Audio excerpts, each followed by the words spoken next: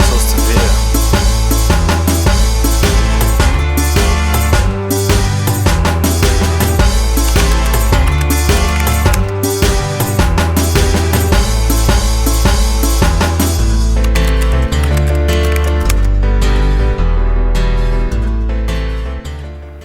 I love 27,000 million things about Kenya and Kenyans, because like it's Kenya. You know, I was saying when I went abroad first, the first day I got on a plane to South Africa, I used to just think, no more bad hamburgers. I'll be eating foreign junk food. It'll be perfect. It'll not be things dripping, because the way they look on TV, you know, that was my idea. But of course, the thing is, now the first thing I missed was all the things I hated, like school githeri, ugali. I never liked ugali one day in my life till I left Kenya. Like within 3 weeks, I was like, I want ugali. So it's the same thing. What I love is not necessarily beautiful things or wonderful things, just being Kenyan and Kenya all along. I love that we are sometimes very practical. I think in a certain way more practical than other Africans. There's a certain pragmatism we have, which drives me nuts and which I love. What do I hate most about us? Let me compare with Nigeria, because it's such an easy comparison. Kenyans are cynical, and Nigerians aren't cynical. And it's not that one is better than another one. If you go to Lagos and then you spend 5 hours in the rain and in traffic jams, 5, 6, 7 hours, and then you go and tell a Nigerian, oh, the road was terrible, they'll agree. They know. There's no lie in how that thing works. But if you say, Lagos will never work, then you'll never agree with the Nigerian. They refuse to give it up. But Kenyans are so quick to be like, everything is so bad, we are so horrible, and a certain way, for example, how we relate to our leadership, where today we are like, they're devils, they're stealing. Then tomorrow you're like, oh, rest in peace, you're a great minister and everything else, and you're a hero of our great nation. And I'm like, wait a second, have you forgotten the guy? So I thought he just died. Me, I'm not happy that he died. But, throughout the 90s, hundreds of thousands of people lost everything. Their mortgage, their everything, because of Golden Bag. He was sitting there. And now, today on Facebook, some fool, when I'm saying that, they're like, oh, you're kicking the dead when they're down. I'm like, are you mad? What do you want someone to take from you? Baka, you can be like, no, I'm not going to say you are a good person. How much can someone actually take from you? Then you're like, but he was a victim of Moi. He's one of the richest guys there. What do you have? So a certain passiveness and a sense of obedience, the colonial system really wanted to make people to be very well behaved so that they become servants of the colonial state who don't complain or threaten anything. That's really the purpose. And something has embedded itself in our culture. We don't talk back. We don't stand for our things. We'd rather go behind and cheat. You cheat in the exam, you cheat the teacher that you aren't doing it. The teacher maintains the authority, but sometimes you wonder whether we are first dedicated to building a country or following who we think will take us quote unquote somewhere. And we follow blindly, and we follow only the powerful. If the powerful guy is the most horrible person in the world, all of a sudden they have 70,000 followers. But then if just because they're powerful, people, we have a good nose for Nani Akona Moto, and we are behind there. There's something very sneaky and wrong about it. It makes something about us citizens somehow immoral. The 4 people died yesterday in a helicopter crash. 4 public servants, a pilot, a woman pilot, 2 bodyguards, whatever. People were, rest in peace, Saitoti, and Ojode in smaller letters, and the others. Yeah? Our own public servants, we can't give them marks. When now you start saying, oh, the guy who whistle blew on Golden Bag is dead, you get no like on Facebook or hit on Facebook or rest in peace. No.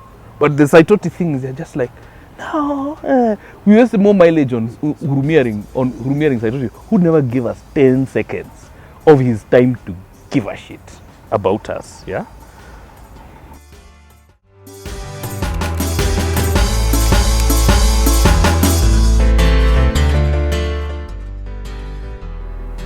Oh, I'd go to somewhere 1979 to 1983-ish, wherever Fela was. Yeah, for a concert. I'd like to see fella having a fight with his mom. Because I think those are a bit juicy conversations. And I would like to be in the wedding when he married those 27 women. There, I'd have liked to have been. Yeah. And who would you take with you? Gosh, who would I take with me? Lucy Kibaki. Wouldn't she? That would be just a plot, yeah? Me and Lucy Kibaki in Kalakuta Republic. And then now, because now the chance would have been Lucy would probably strike at fella's mom. And then now what would have been in between the fella mom, Lucy Kibaki, whoa, who would get? Yeah? I take Lucy. I totally take Lucy. Okay. Dare you? Dare you?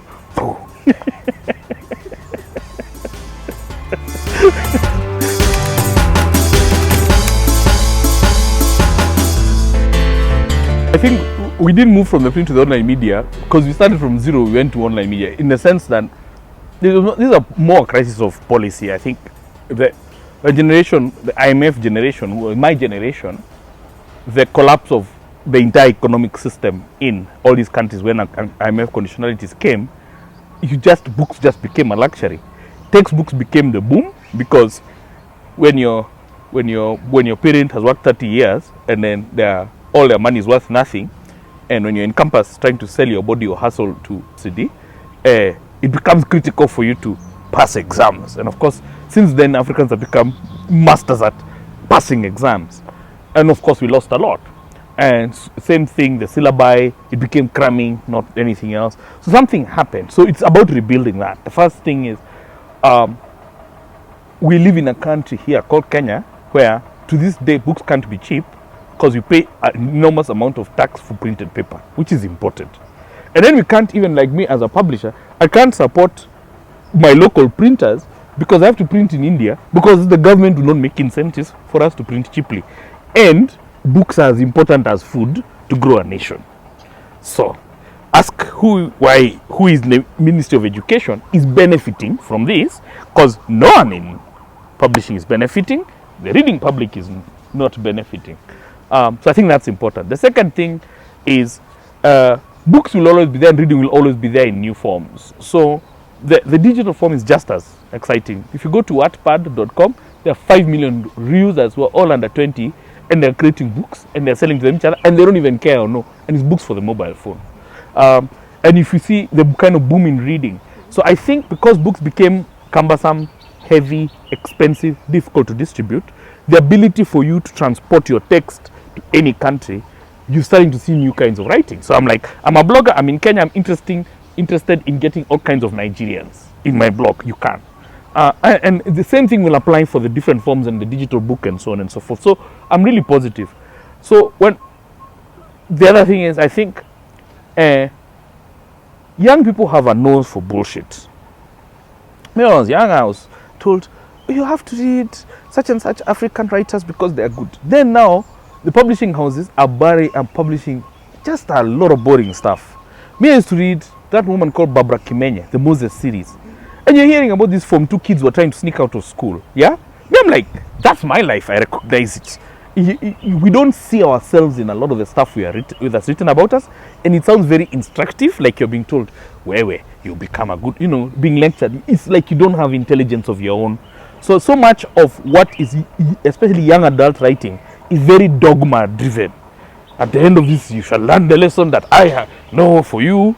Is very often very patriarchal and often saying those things of young children of today do not recognize their culture. In the olden days, me, I used to recognize my culture, but you young people don't recognize your culture. So you're like, okay, yeah, thank you. I agree. I'm moving on.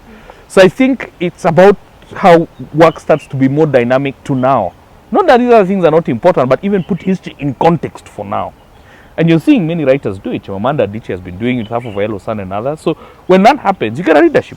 So we were like, no one was reading books in Nigeria. Someone wrote about Biafra. People read. Same thing with my book last week. People came out like, there were like 500 people, like, where they come from? So reading culture is not a problem. If we work on what we are working on, that's good. But the other lecturing where the people are like, the public, I do literacy education, and the problem with Kenya is they have no reading culture. And I was like, because you're boring. Because I'm like, you don't try. You're like, if I just give you a book, then you have to read it. Why don't you say, work on your book and tell your writers to work on their books so that you give us some cred, the reader. So when you make the reader want the thing, the reader reads the thing. So I feel like there's been a kind of double battle. People have been told how bad our reading culture is, but we just haven't had stuff to read.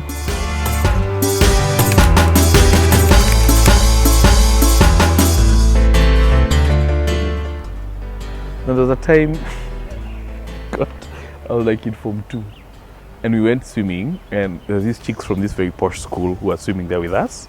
So we were walking back home, and when you wear your trunks, then I realized I hadn't brought spare underwear, so I had to check them and put my trousers on. So I left my zip open, yeah? So now, and I'm all of like 13. So you're walking, and me, I'm trying to be Mr. Cool, these chicks. We walk across Tao, I'm climbing the hill. Then this guy, I'm just talking, this guy, I've been seeing this guy on my shoulder for a long while. I'm like, why? He taps me and he's like, I'm so sorry. He's like, so that was it. That's it. Yeah. That's the near-death moment.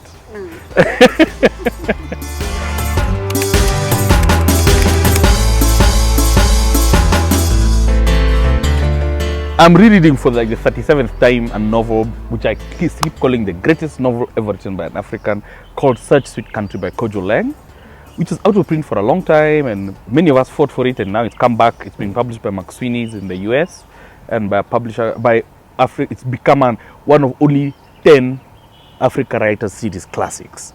It's just the most gorgeous, difficult, crazy, wonderful, beautiful thing.